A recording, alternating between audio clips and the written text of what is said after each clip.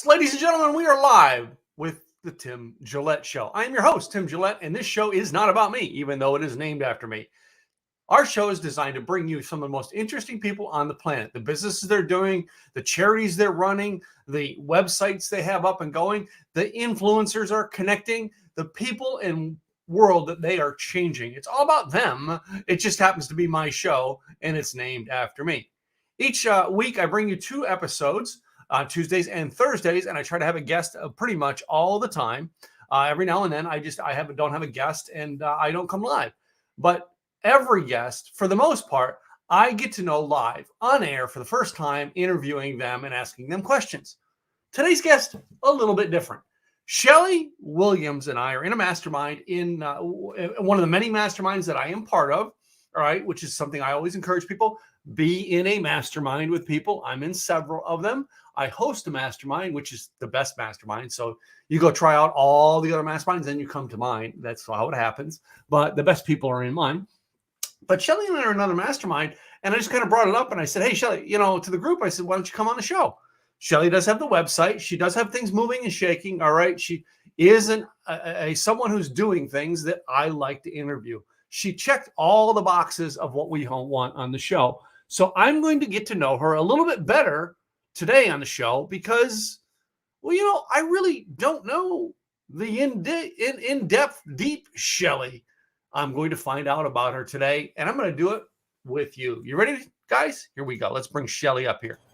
Hello, Shelly. Hello, everyone. How are you? I'm excited. Cool. So, by the way, I know you're in Philadelphia. What's the weather like in Philadelphia this week? It's cold, it's rainy, it's snowing, it's off, it's on. It's just a little bit of everything. Yeah, it's cold here. It's 48 degrees, cold. Last week we had super cold. Yeah. What you would call cold, but we call it super cold down here in Texas. I mean, I call it super cold too, but I just am used to it. But I don't like it either, Yeah. So, I mean, and actually, I was talking with a gentleman this morning, Shelly, at the coffee shop who actually had roots in Philadelphia. He's lived here in Dallas, too, for years. He was a younger gentleman. And we were discussing, and my mom's with me, so we're discussing the things about Philadelphia that's cool, right? Number one, I moved here in 1998 to Dallas, Texas from the Philadelphia area. And I am not like a big NFL fan, but like I am an Eagles fan because I grew up in Philly area, right? And I said to myself, even though I'm not a Cowboys fan, I said, it'd be cool to live in a town that wins the Super Bowl. Because when I moved here, the idea that Philadelphia would ever make a Super Bowl seemed like, way off in my great-great-grandkids' generation. It just did not seem possible. Mm-hmm. And I moved to Dallas, and Dallas has not gone to the Super Bowl. They haven't made it through the playoffs since. However, the Philadelphia Eagles have gone to the Super Bowl twice and won once. I know. See, that's why we have to stay on our regular side. If it's Eagles, you're just gonna be Eagles all day, no matter what. Yeah. Now I am after 24 years of living in Dallas. I am a Dallas NBA Dallas Mavericks fan. All right, and we have been to the championship twice and won once here. All right, and I want to tell you that's a unique experience looking in an NBA thing. And I think the last time. When I lived in Philly, the last time I experienced the Sixers winning was, I want to say, in the 80s. So, yeah. Whoa. Yeah. But I've been thinking about Dallas a lot. I might have to make a trip to Dallas eventually. It's been coming up a lot. I know. It is, we're both speakers, right? We both traveled. Well, I don't travel as much to speak anymore, but we're both speakers. I liked Dallas as a speaker because of the fact that that's in the heart of the country. Basically, everything's a 2 to 3 hour flight to get anywhere, except for, say, maybe, New York, Boston, or Seattle, Portland, right? Those are a little bit longer flight to get to. But other than that, Dallas is a 2 to 3 hour flight for almost any major city as a speaker, right? Yeah. Fun facts, right? It's fun facts. It's just, and I'm going to tell you this just because I know for a fact, not to pick on Pennsylvania. We got much better tax deals down here. I'm just saying. Oh, yeah. For my industry, yes. I'm glad for my industry. I live in Texas and not Pennsylvania anymore. because there is definite advantages financially to living here versus other places. I have friends who live in California as a speaker. I don't know how they do it. Like just taxes and the way things go. Taxes is expensive. Yeah. California is expensive, but yeah, I'm going to put on my list Dallas somewhere. Somehow I'm going to make it there. Come visit Dallas, ladies and gentlemen. Yeah, when you come to Dallas, all right, you and I are going to hang out. I'm going to take you to like barbecue places. Okay, I'm ready. I'm ready. Because if I came to Philadelphia, there's one place that I visit every time up there, and I'm sure if I came, you would go with me again. And where is that? Pat's on South Street. That's everybody's favorite, right? I know. The two things that you want when you're in Philadelphia, Pat's, and you want a pretzel off of a vendor cart. Not in the store. All right, off a vendor cart downtown. That's the best place. And the other thing is like, I've learned to study these towns and what's good, right? That sounds like a show right there, huh? Yeah. I do have another podcast that I do with a lady from Portland. We do on alcohol we drink and foods that go with it on Monday nights. But you know what I mean? It would be interesting just talking about what your town has that's cool. The cool stuff. And we also have water ice, of course. Not everybody has water ice. Yeah, I remember I remember when they were like Rita's water ice was put a location where I lived in Collegeville, Pennsylvania. And that was the most bizarre thing as a business person. Why would you rent a spot that you only have open 5 months a year? Like you got to pay the lease the other 7, and I just didn't get that right as a business. Now as a product, I love it, but as a business person, I was like, I would never go in that business because of the fact it's a 5 month a year business, if that. Yeah.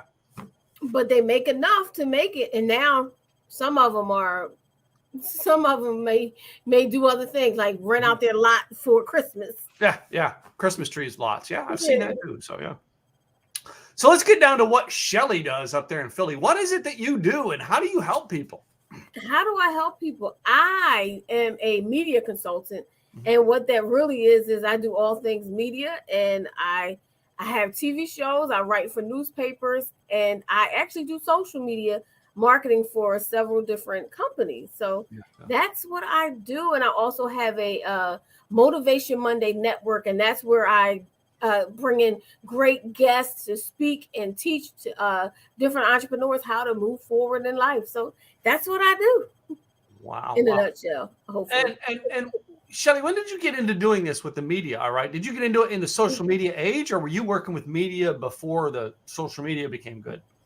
I've been in media since 1995. Ah, wow. Yeah. With a television show called Urban Expressions. This month celebrates our 30th year.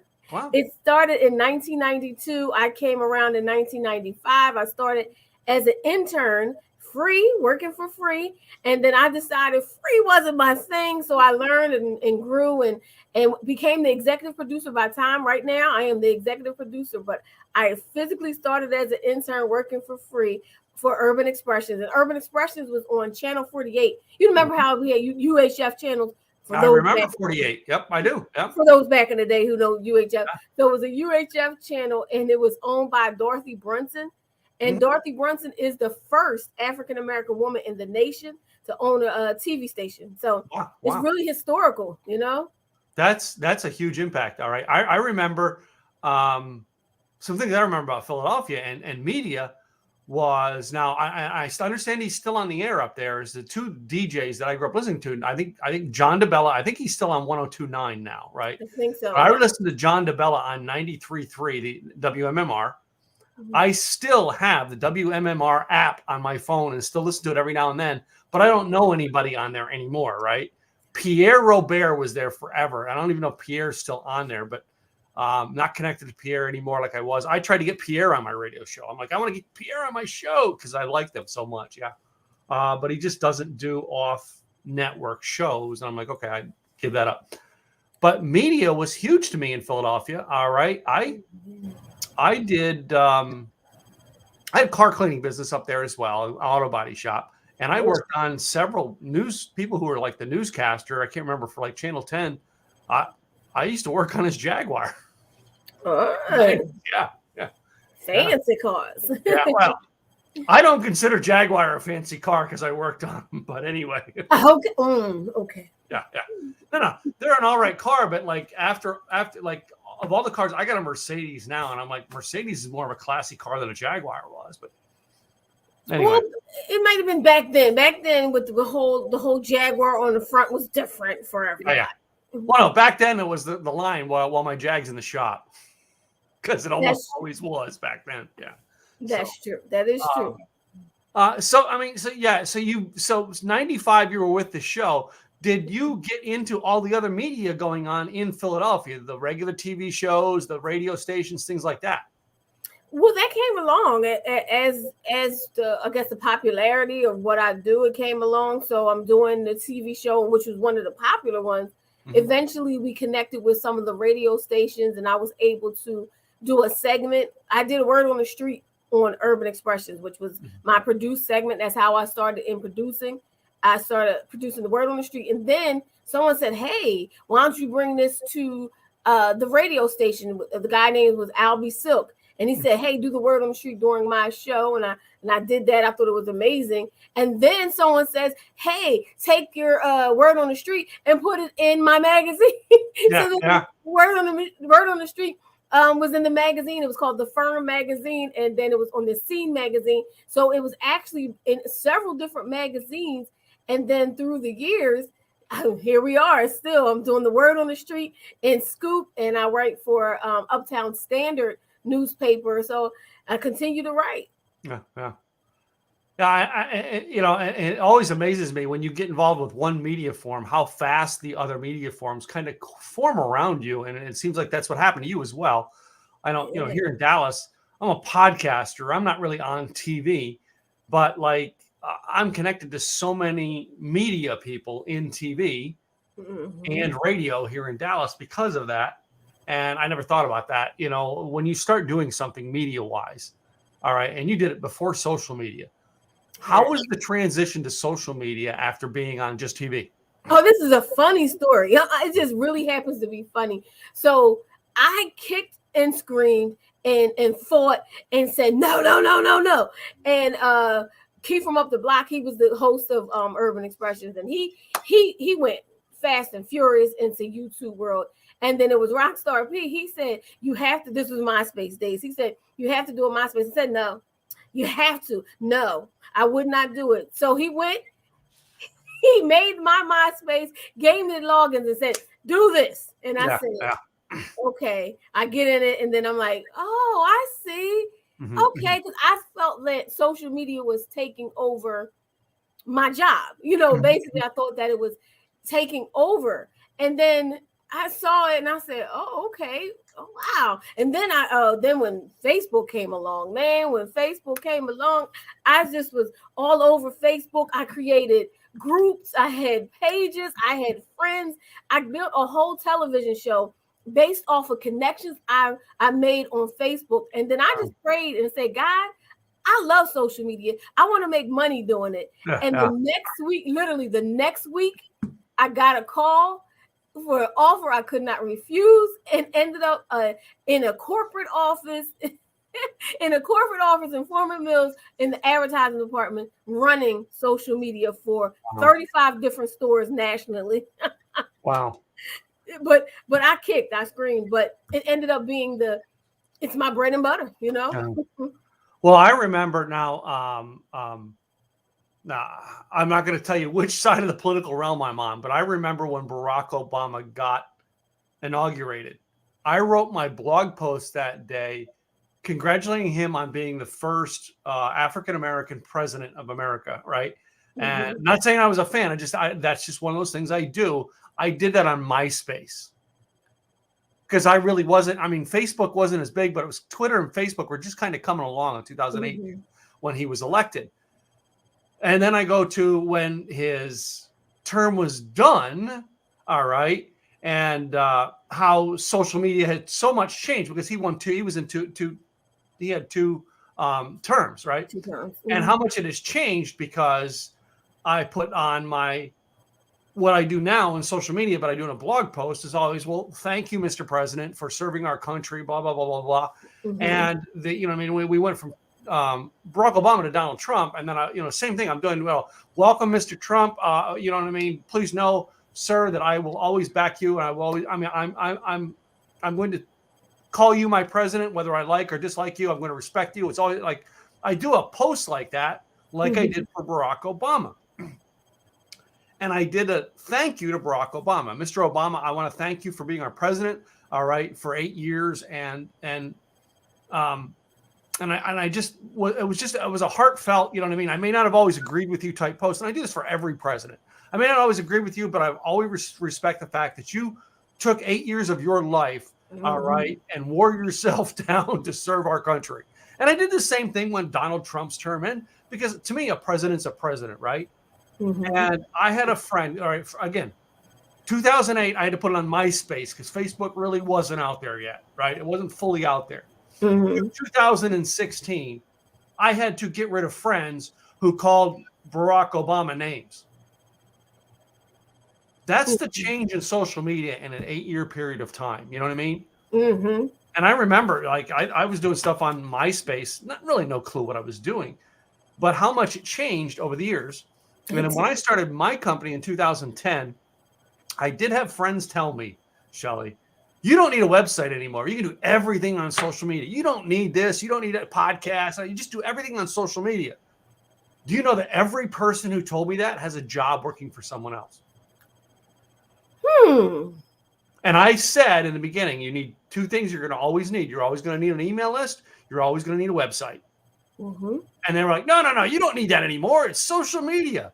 And I've watched one social media or some platform come along that people will not integrate and realize it's great to engage with you on Facebook, YouTube, whatever it is. If I don't take the relationship off that channel, it will die.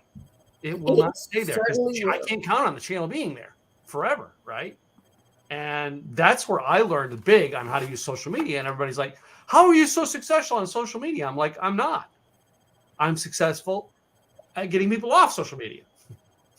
Into your tribe, into your community, into your, and that is one of the things I teach on as well. I'm a constant contact partner. And my goal is to get people off of social media into your list, to build your tribe. So if you say, oh, someone says, I want you to put a word out right now to your tribe.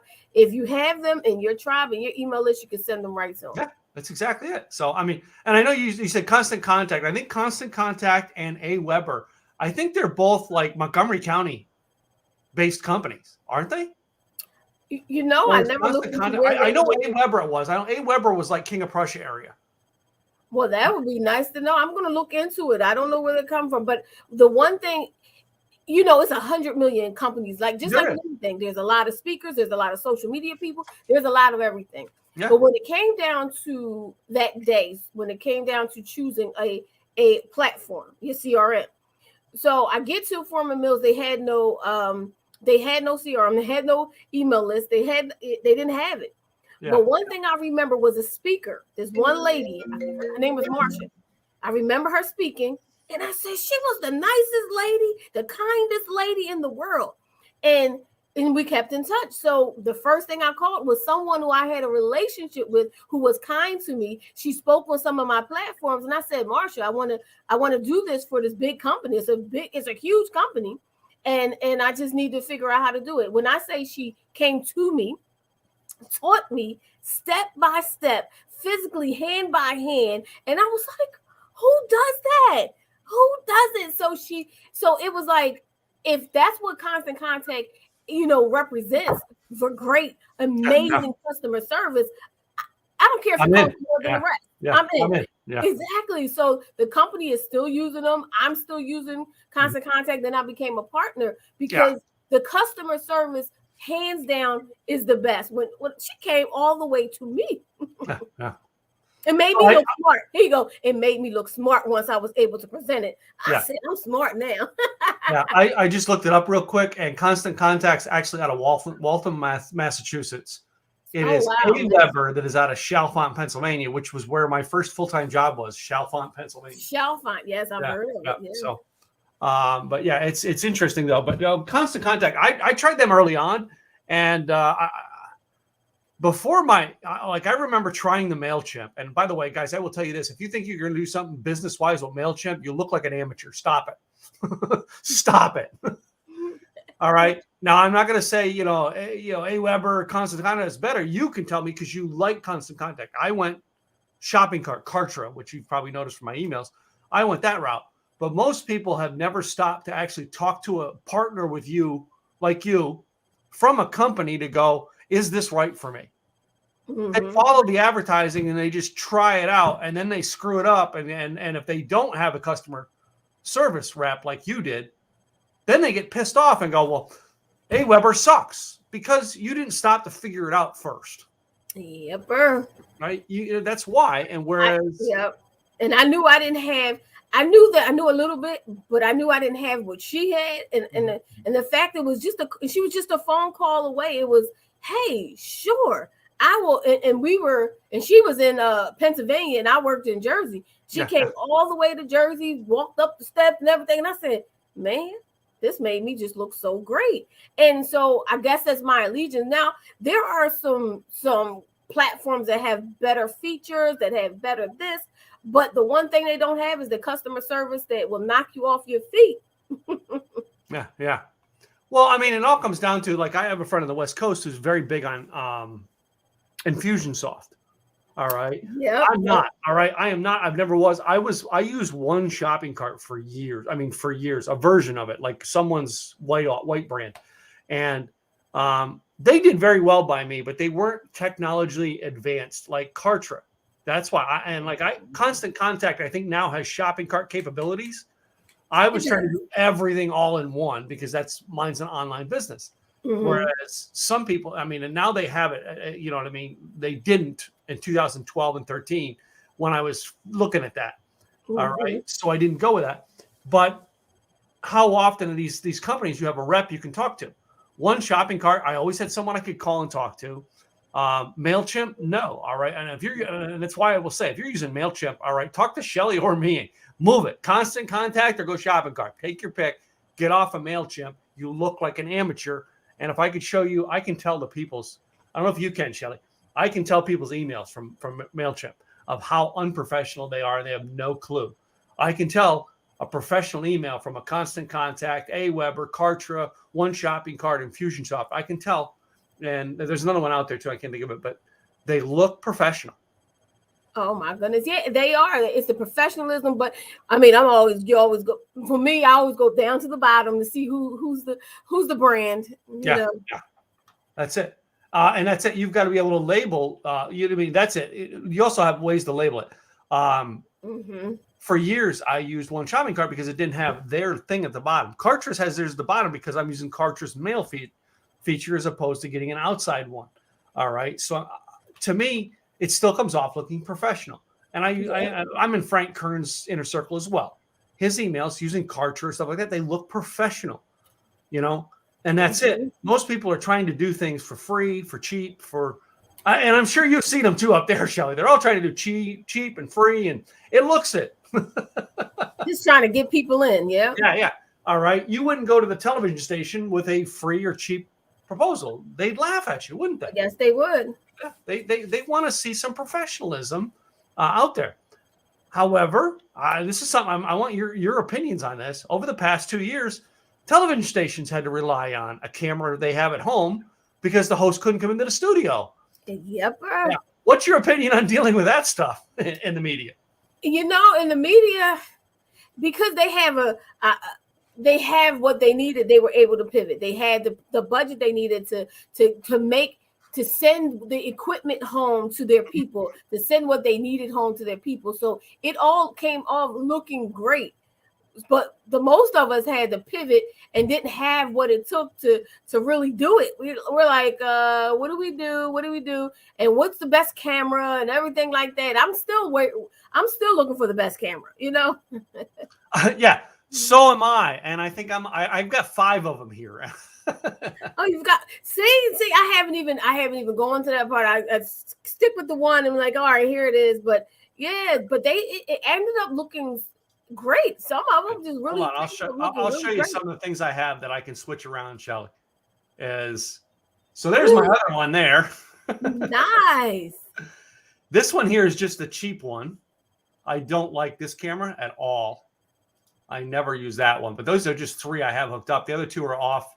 They're not on me. They're on the other side of the thing. So how do you have them set up? So is it just freestanding, or are they? These ones here are on top of monitors. I have 3 monitors set up, and yeah, like I have a monitor over here so I can pull questions and stuff for things. This is my main monitor where I can see you. You're actually right down here, all right, and stuff like that. And I run a 3 monitor setup, so I basically could be doing stuff on 3 different monitors all day. So I clip them to the monitors. Then I've got this microphone. I had a microphone down here as well, but I packed that one up for the event this weekend. So I had a microphone in case I had to broadcast there. So that's my mobile mic. So, but this studio, this is 3 to 5 years of building this right. I mean, I know when people say, hey, Tim, tell us how you did it. Guys, I got 10 grand wrapped up into this with lights and all that stuff. And I didn't do this all at once. Took some time, but you were dedicated to what you wanted. This is what you wanted. This is what your studio. This is how you are. Me personally, I am missing live. This is my ends to a mean. This is what I do. But the television show I did single on a Saturday night, which is what I pivoted to during Urban Expressions, was live, and it was about the live experience. It was about the connection. It was about the fun. So I'm just sitting here biding my time, waiting for the time that we can go back and do it live. That's really what I'm waiting for. Facebook user, we would love to figure out who you are to give you the credit. If you would kindly go to, I think it is it StreamYard.com/Facebook or Facebook.com/StreamYard? One of the 2. You got to go to that and give your Facebook permission to interact, and we can actually find out who you are. Yeah. Well, hello out there. I'm glad you're listening. I'm glad you're here. Hello. Oh, it's Rena. All right. Yeah, she's got a cool show. I'm going to be on her show. She was on here a couple of weeks ago. Yeah, Rena. I think that's how you pronounce it. Forgive me, Rena, if I pronounced it wrong. I love you, but I've had a million names thrown in front of me in the past 6 days. It happens. Yes, it happens. So Shelly, all right, with the world changing, all right, you're still doing media. What are some things that you think you're going to be doing in the next 2 years with the media and the shows you've got? With the shows I've got, I am going to 100% go back to live, but the goal is to do them in different areas. Mm-hmm. Once we're able to get back, and I'm hoping we get back to that point where we can connect on a ongoing basis. So definitely took them on the road. I did a little bit, even though during quarantine, after quarantine, during COVID, I took the show to Charlotte, and that was on my vision board to do a show in different markets. And I actually did one in Charlotte, North Carolina. So I want to do more of that. Mm-hmm. Definitely want to take Motivation Monday all around. I want to. That's the goal, just to be on tour and make sure everybody and wherever you are knows about what we're doing, because I'm single on a Saturday night is really an experience for anybody single out there. It is just really an experience. It's not just about the talking, it's about the fun afterwards. We do karaoke. It is so fun. And I miss it so much. Yeah. I know. This was the first this past weekend was the first big live conference that I went to in 2 years. Now I've gone to smaller, 20-person meetups here and there, but this was the first conference that I've gone to in 2 years. And I'm like, oh my God, this feels so good to be back in a live room with people. Yes. And, my friends from all over the country. I had friends coming in from Florida, California, up the Northeast where you were at. I had one friend came from Baltimore, from Washington. They're all coming in. It just felt good to be in a room with people again. I know I'm here in the Dallas area. I am starting up my meetups again this week. All right. I have unfortunately, I'm stuck on a certain day because that's the day the venue is available for me. It's the second Thursday of every month. And everybody's like, you didn't give me enough heads up. I'm like, I was in and out of sickness for 2 months. I wasn't sure I was going to host it. So, but yeah, live and in person, it's just something about seeing the people live again. It is. It's something about it. It's the connection. I mean, I started Motivation Monday Network. It was 3 years ago. And, you know, from the connection, we built a whole community, which is what the goal is, to build our community. But we missed each other. But throughout the pandemic, throughout it, we continue to connect, continue to do things because we missed that whole interaction. And just, it's just nothing like it. And of course, I'm glad and I'm thankful that we had the whole Zoom and StreamYard and this whole thing to fall back on. I am glad. Wouldn't change it for the world, but I'm glad we had it. But it's nothing like the live, and I'm hoping to be back soon. Hoping. Yeah. So are things kind of opened up in Philly to where you can do them in Philly or no? I don't know. You can, but they have the you have to be vaccinated and you have to show proof of vaccination. So that has slowed some people down because not everybody is vaccinated and not everybody will be vaccinated. So, you know, you have to show your card to even get in the restaurant because I had it in TGI Fridays on City Line Avenue because they're my client. And you have to show proof. So I haven't gone back yet because of that, for that reason, because I would have done it this month. Another reason to come to Texas, just saying. We don't do that down here. Oh no, really? No proof of vaccination and can't get in the building without you. As a matter of fact, our governor was so against that.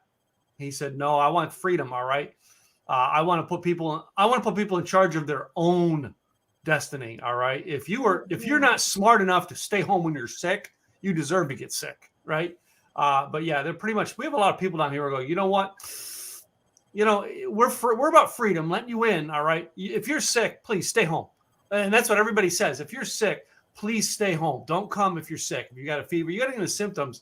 That's just common sense. I mean, growing up, we had that common sense, right? I think our generations have lost it. All right. I mean, to be honest with you, you can show proof of vaccination and walk in that door and still be sick. Vaccination does not say you don't get the COVID. It doesn't say that. I know plenty of people who were vaccinated and got COVID. So it doesn't necessarily stop you from. You could be walking in full of COVID and still, but this is what's happening in Philadelphia. So that's why I haven't gone back to Motivation Monday live because of that. Yeah. So, I mean, it is a changed world, all right, and we've got to adapt, all right. We're doing events down here. Like my Thursday event, I can fit 40 people in the room. I'll only let in 20. I will let people spaced unless they move their chairs together, all right, but I space it out when they walk in. I've got the spacing set so that if it was up to me to place their seating, I've given them space, and I'm all about that, right?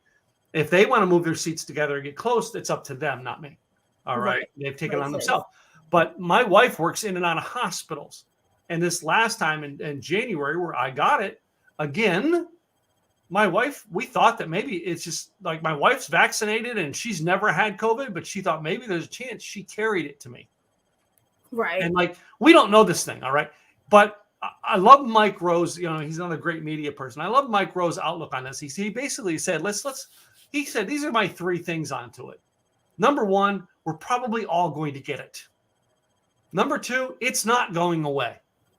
Oh, wow. All right. And number 3, it's a 99% survival rate. You know, take better care of your dang health so that you have a chance of surviving when you get it. Yes. Right? It doesn't guarantee it, but it's still. Anyway, these are common sense things that I don't want to take the whole show to use doing that. Right, but I understand. So that is really what has been, you know, hindering a lot of things right now. Just the whole thing. Yeah. Cool. Are you doing a weekly broadcast with your show now, or no? From Zoom or no? No, I am not. I do monthly. Motivation Monday was monthly. Single on a Saturday night was monthly. So everything is monthly. But right now, me personally, I have embarked on a 30 interviews in 30 days. Awesome. Thing to celebrate, of course, 30 years for Urban Expressions and Black History Month. So this is day 8 of 30 interviews in 30 days. So and I'm doing that all via Zoom, of course. So 30 days, 30 interviews. Are you on 30 people? I'm on 8. I'm on number 8. Are you on 30 other people's shows, or you're hosting 30 shows? I'm hosting 30 is I'm interviewing 30 people in 30 days. So each so, person. So what day is Tim Gillette on? What? Oh, okay, Tim. Okay. We might have to schedule that. See, Tim has a great scheduling system. And I was like, I should have done it like Tim. But no, I didn't do it quite like that. I didn't have the great scheduling system where you could put all the information in. I thought that was amazing. And I'm sure that came through Kartra. It did. Well, it's partially Kartra, partially Calendly. But you know why I did that? Why? In May of 2020, I did 100 interviews in 30 days. What? And I had to refine the system so that I could work through them fast, because I was doing 3 and 4 interviews a day. Why 100? Why 130? That was the beginning of the pandemic in May, and I'm like, you know what? I'm going to do something. I'm going to just do something. That's the key thing, was find yourself some way to keep moving, right? And I'm like, I know what I can do, and I did 30 days. It was, and I came just in short of 100. All right. But like, I planned it out, and I had my schedule. I was interviewing people up until like 8, 9 at night. Right. Oh my goodness. That helped me come up with that system to simplify it. And like this conference this weekend that I was at, people were like, I want to be on your podcast. Great. Go to timgillette.com/podcast interview and apply. Well, can we do it? I'm like, I don't look at the calendar. I don't look at the schedule. I don't do with the back and forth. I said, it's all automated. It is a great system. I would love to learn how you did it, because I was sitting there like, I tried Calendly. It didn't work for me. Maybe I just didn't know what I was doing. And I said, all right, but this is great. I love the way that went. It was just so seamless and effortless. It was like, it's happening. It's happening. Yeah. The 2 things you need to make this work, ladies and gentlemen, and like I see Rena still in the comments saying, she went through it too. And actually, Debbie Allen, is it Debbie Allen just emailed me this morning on it. She booked her slot yesterday or something like that. And then, she booked her slot yesterday. And I then the system switches you over to podcast date booked sequence. And the first one is you get an email, my commitment to you. She wrote back, she goes, Tim, this is like awesome. This is like this class act of how you handle it. I'm like, it came down to every inch of what you do. And you probably are this way in media. Every inch of what you do, wherever you see a problem develop, find a solution. That's all I do. And that's business. Find a solution that will fix that problem. And truthfully, as everybody goes, you're a great marketer. I'm not always that great at marketing, but I'm great at putting stuff like this. My system of using funnels, Kartra, all right, Calendly, all that's the most refined, perfect system I have down. My other stuff is nowhere near as perfected as that. Why? Because I haven't had enough traffic moving through it to find loopholes and problems. And in media, there's always problems. There's always a fire that's got to be put out. Yes. Oh. Well, I know what I'm going to ask when someone says, my question for Wednesday. I know the answer. Teach me. So, yeah. Woo-hoo, I got my answer. Oh, man, I'm excited. Yes. Yeah. That's it. All right. I love it. Well, I love that mastermind that we connected, because I didn't know anything about you until I was in that until you showed up in that mastermind. All right. And I love it that's how we get to know each other and know each other's business and stuff like that. So it's cool. It's cool. So, as we get closer on down towards the end here, there's 2 questions I've started putting into every interview, Shelly. One of them was in 1988, because of what happened to me in 1988. In 1988, I worked part-time at a gas station in Tewksbury, Massachusetts. And I was having problems with people who had more seniority than me coming into the gas station and getting in my way on my shift. And I went to my boss and I said, Frank, so-and-so is being a problem. What do I do? And Frank said, Tim, when you are here and you're running a shift from 4 p.m. to 10 p.m., I want you to pretend like you own this business and run it like you own the business. If it costs $1, it's $1 out of your pocket. If you make $1, it's $1 going into your pocket. You do that and you will never have a problem. That caused Tim Gillette to take ownership of everything he does in his life. Did someone give Shelly advice? It might have been, hey, Shelly, this is how you get through the 5th grade, but it became life advice. Yes. When I was in high school, I kind of breezed through high school. I wasn't really one of those students. It just everything seemed to come easy, so I just did whatever. But I was late every day for school on my last year, like every day. And the teacher wrote, you have to, and it was a business class, and my goal was to be in business. And she wrote in my yearbook, you have to get up early to be a success. And from that moment on, I got up early. I was on time, and it just became my thing. I can't, and I like to be up early on time.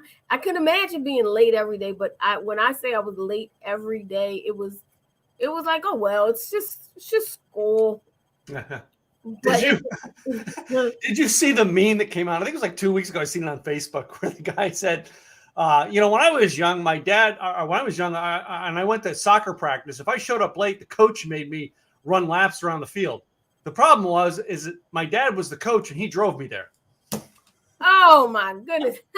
But yeah, it was that. I didn't even think about it. It just was like that last year of school was so easy. It was just like, oh well. Yeah. I know. It's just, and it's funny that like, you never think that like, that's just like, what, 5 words, and it impacted your life. Impacted my life. I will never, it's like, I would never forget it. You have to get up early to be a success. And of course, my goal was to be a success. Even then I wanted to be a success. So yes, I said, oh, okay, ma'am, thank you. Yep. Thank you. I will quote you for the rest of my days. For the rest of my days, I will get up early so I can be a success. And I believe I'm a success. Yeah, exactly. So the other question I have has a little downside to it. All right. August of this past year, I got to interview a longtime friend of mine. Like him and I went back almost 20 years. When he first came to Dallas, he crashed on my couch, like, because he had no place to go. I interviewed him in August, and within days of the interview, he got COVID and passed away. Oh man. I found out by someone leaving a comment on the YouTube video. That's how I found out I lost my friend. But now I realize thousands upon thousands of people who are in his community came to watch that interview because it's their last chance to see him. Now, Shelly, I don't want something to happen to you, all right? But someday you and I aren't going to be on this earth. We're going to be in heaven rejoicing. I'm going to tell you right now. We're going to be dancing in the golden streets, you and I. Yes. But somebody's going to search for this interview because they want to find out one more bit of wisdom from you after you've gone. What would you say to those people? What would I say to those people? Don't give up. Don't give up. This road to entrepreneurship, business, media is hard, but don't give up. And I definitely got that from one of my mentors, which was Dorothy Brunson. I never quit because you can't quit. You know how many times, car repossession, house and everything, but yet I never gave up. No matter what people say, you sure you don't want to get a job? That's the number one thing people say. You're sure you don't want to go get a job? Yes, I'm positive. I don't want to go get a job. I'm positive. And I'm going to work through this and I'm going to keep going because I know one day I won't have those problems. Yeah. One day everything that I was working for is going to work. And I'm at that day. I'm at that day where I'm not worried about repossession and I'm not worried about my house being foreclosed on. I'm not worried about those things because I kept working. And I did not go get a job. Yeah. I met a gentleman this past weekend at this event who told the story. He has a worldwide networking business now. It's just one of his businesses. And he talked about when he was creating that and said how he's there sitting there with the man who helped him create this and our architect to design this at a meeting, designing it, and his wife calls from the store. Her debit card doesn't work. It's like you're sitting down with greatness and these great big things are coming in front of you. And the biggest worries you have is your wife's on the phone and you got $20 in your bank account and your wife's got to buy diapers for 5 kids. And you're like, yeah. And he said to me, he said, the greatest thing in the world I had a wife who supported me in business. And I just said, honey, get what you can. I'll deal with this later. I'm in a meeting right now. Get what we need. I will deal with this later. And he said, most of you would have gave up and went and got a job because all you had was $20 left in your bank account. And I've been through it too. I've been through bad credit. I've been through all that stuff. I rented rooms in Dallas because I couldn't rent an apartment. And I remember the greatest joy in my life was being able to make the connection, Shelly. And while renting a room in someone's house, buying a rental property and renting it out. That was, I don't have to be driving the Mercedes to be successful. That was a moment of success. Indeed it was. Yes. Yeah. So, and so many of us that we miss that hours. And yeah, I think the definition of entrepreneur is the person willing to work 85 hours a week to avoid getting a 40-hour a week job. And that is a fact. But I believe that we're working 85 hours right now. But there's going to be a moment where I'm not going to have to work 85 hours. And there's going to be a moment where I can be able to say, you know what, I'm going to take off for a month and I'll see you in a minute because the passive income will have been there. But everything that I'm setting up right now will be there. And that is the number one goal for that day. Because I do plan on going on a vacation for a month. I do. I'm going to go on vacation for a month. For 30 days in interviews, I'm going to go on a 30-day vacation one day. I did in 2010, like after I left working for Starbucks, which was my income, and kind of go back into planning new businesses. I took 30-day motorcycle road trip. Did you? I left here and drove to California, drove all the way up the coast to Seattle, drove through Montana, Wyoming, all these states, right? And all along the way, people were like, what are you going on this trip for? I'm like, well, I said, I left one Saturday morning to go out for a motorcycle ride, and I just haven't turned around to go back home yet. But I could afford it at the time. And, you know what I mean? That's it. This past weekend, I could afford to take 5 days off, go help my friend with his business. And I didn't have to go, well, let me check my email real quick. No, I was able to pause my business and still have money coming in. And that's where I'm trying to be. So listen, I'm ready to get in one of your masterminds too. Cause I've noticed from the beginning of the mastermind, I was like, man, Tim really has these systems in place. Tim's got it down. Anyway, well, Shelly, I want to make sure people reach out to you, connect. All right. I know you're on all the social channels and all that, but the biggest thing about our show is we want to make sure we connect with websites. What is the best website people can reach you at and find out more about you? ShellyShellWilliams.com. Shelly Shell Williams. So I got to ask, why the Shelly Shell? Two things. In the past, before the shows, bro, and then people call me Shelly Shell. It was a thing. And then when I went to brand myself after working the 9 to 5, I realized Shelly Shell. You Google Shelly Shell, she comes up because I was on Urban Expressions. And I said, you can Google Shelly Williams, and a million people come up. But Shelly Shell, it's only one me. Did you go get ShellyShell.com? I did not look for that. No. If it's available, I'd lock that in. I will go look for that. Yeah. That duly noted. I will definitely do that. But there is one DJ named Shelly Shell, so he might have gotten it. But I will go look for it. But that's where it came from. I said, you know what? I want people to know that that's me, Shelly Shell Williams. You just go. Yeah, that's brilliant. Using the brand is around. Yeah, Tim Gillette's my name, but all the stuff I was known for, I did. Over the years, it's been different things, but when it comes along, if it's something that I can grab the domain name, I grab it, just point it to timgillette.com. But yeah, that's what you do, is you use all those things to your advantage. Smart. Absolutely. So before you go, I'm telling you, you're going to learn a lot from Tim Gillette. Before you go, Shelly, I have a game I play with every guest that's been on my show. The version of the game right now is I have 7 envelopes, numbers 1 through 7. You get to pick 3 of them, and I'm going to ask you the questions that are in those envelopes. So pick 3 numbers. 7. Love it. 5. And 3. And 3. My favorite number, 3. Oh, really? These ones here, you will have no idea what's in those. All right, 7, 5, and 3. What are we going to do? 7, 5, and 3. What are we And going we to talk open up about? envelope number 7. And we go to question number 1. Ice cream cone or snow cone? Ice cream cone. Ah, like which brand ice cream cone? I'm curious. Where do you go? I like, there's no particular brand I like. I just go to little, there's a place near me. It's like a little shop. It's almost like a Rita's, but it's a little shop, and I go, and it's on the corner. And if I'm going to the highway, sometimes pull over and get my ice cream cone from it. Well, no. I remember the old. Now I remember it was Dairy Queen or Carvel where they had the old swirly one, and then they would dip it. Oh yes! Oh my goodness! Yes, I want some ice cream now. Yeah. Question number 2. What is worse, laundry or dishes? Laundry, because you have to. There's so much more involved. You have to gather the clothes, then you have to separate the clothes, then you have to put them in, then you have to go in the washer, then you have to wait, then you got to put them in the dryer.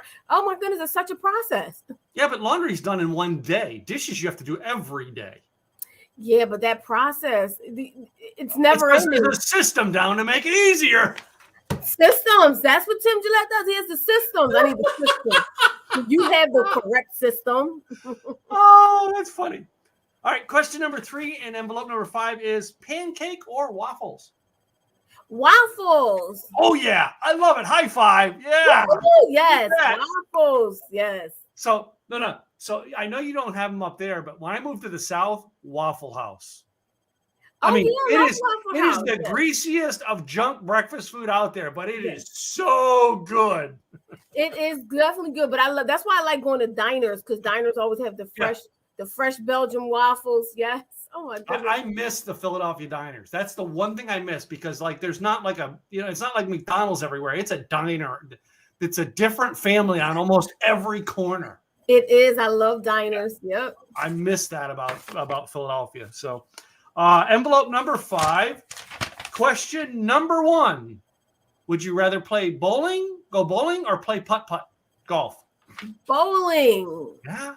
Really? You're a bowler? I'm not an expert, but I love bowling. Bowling is such a stress reliever. Oh, really? You ever think about what's on the other end and you mad at anybody, any frustration? You take the ball, you throw it down, and then boom! It just knocked all your troubles away. Mm-hmm. Mm-hmm. Stress reliever. Got a point. So yeah. Well, let's move on. Question number 2: dog or cat? Neither. Sorry, not an animal person. Sorry. Wait a minute. I wasn't either. 2014, we got a 1-bedroom condo. We had a huge lake house, and we moved to a 1-bedroom condo. And my oldest stepson, my boys' stepsons, actually got an apartment together. And because it was an apartment, they can only have 2 pets. And they had they had 2 cats and a dog. So the oldest comes to me and said, the nice cat. He says, Tim, can you guys keep my cat at your house for 6 months until we're able to move from the apartment to a bigger place? I said, okay. A year later, I'm like, that cat's mine now. You lost it. Oh my! You became a cat person. He was part of my life until February 2021. He was just so sick. It was the toughest decision, toughest day in the world for me. When they said to me, well, we can do this and this and this, and maybe if he's got enough health in 5 days, we can try to do testing on him. And I'm like, this is the 4th time we've done this, and he's just not coming back. I'm going to make a decision that was so hard for me, and I let him put him down. And I said, I don't want to remember him being like this. I want to remember all the cool times we had and stuff like that. But I became a cat person by accident. Now I'm going to say I'm neither, but I did have a cat. My nephew lived with me for a year, and it was the most amazing year. But it came with a cat called Polito. Polito, even though I'm not a cat person, Polito, I have 1 million. If you look at my phone, there's 1,000,001 pictures of Polito because he just kept coming near me. Yeah, and I'm like, do you know I'm allergic to you? I'm allergic to you. I'm allergic to cats. I'm allergic to dogs. But do you know he just kept coming near me? But if I had to say, I don't know if I'm a cat person, but I'm a Paulito person. Which one? Yeah, which one do you prefer? I guess I should have asked. Yeah.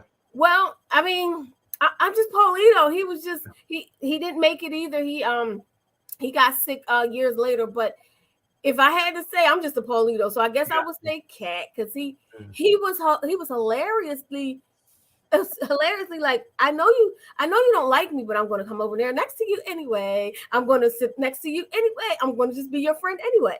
Yeah, cool. So last question in envelope number 5 is Dunkin' Donuts or Starbucks?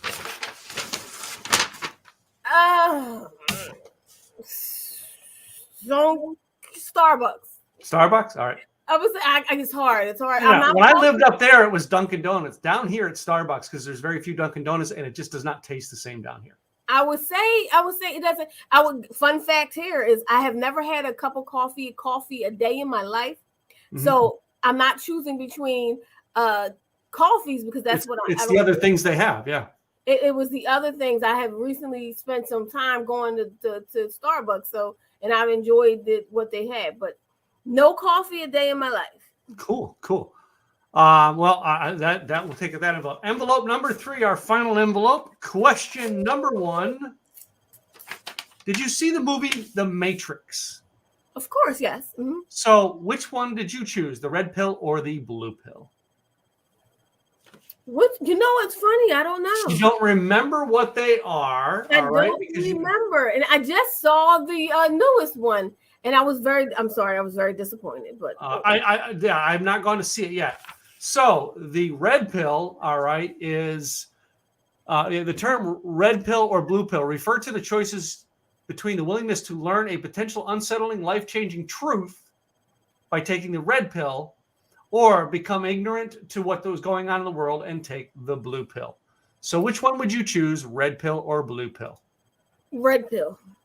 Most people do. So. Yeah, definitely red pill. Who wants to hit me with the truth, all right? Quit playing pansy-wansy with all this stuff. Just let's get on with it, all right? I don't want to be ignorant of what's going on. Anyway. No, not at all. The truth, it always said the truth shall set you free. So. That's right. You can tell we're a little bit founded in the same book, huh? Yes, absolutely. Question number 2 in this envelope number 3. McDonald's or Taco Bell if you have to go get fast food? McDonald's. McDonald's is my favorite place. I love McDonald's food. So, yes. I would rather go to McDonald's than go out to a gourmet restaurant. Well, I used to. I did change that a little bit, but yes, I used to. I grew up. My mother loves McDonald's, her quarter pounder with cheese. So she loves McDonald's, and I've loved it because my mommy loves it. The last question in envelope number 3 is Star Wars or Star Trek? Star Wars. I love Star Wars. Yes. I know. Nothing like Star Wars. Yeah. Some people are kind of one or the other. So, and did you like did you see, you didn't see Star Wars like in the 70s and 80s? No, but the one I like is Empire Strikes Back. So. Okay. Yeah. I didn't see them live at that time. I seen them later, and I still like the originals more than some of the newer stuff. Yeah. That episode 1, 2, 3. Yeah. I can get away with not watching that ever again. Yeah. No, I'm not a hardcore, but I do like it. I definitely like the era of the Empire Strike Back. It was just one of those eras. But yes, Star Wars. Woo-hoo. Cool. Well, Shelly, I want to take this time to thank you for being on the show today. Take time out of your schedule, be my guest, and share with my audience your story, your information. Repeat your website one more time so both the audio as well as the video people can come find you. ShellyWilliams.com.